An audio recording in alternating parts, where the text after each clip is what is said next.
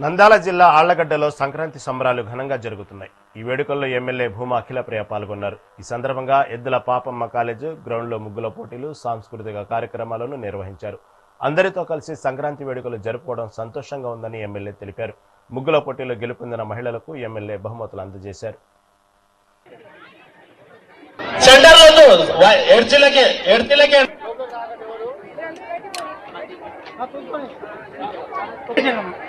ఒక విన్నపము, వారు తమ యొక్క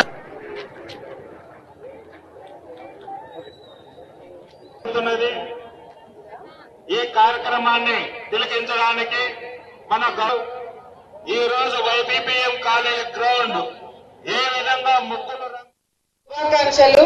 చాలా చాలా ఆనందంగా ఉంది. ఈరోజు నా సొంత కుటుంబ సభ్యులతో నేను సంక్రాంతి భోగి పండుగ గడుపుతున్నట్టుగా మీ అందరితో చాలా చాలా బాగా ఎంజాయ్ చేయడం జరిగింది.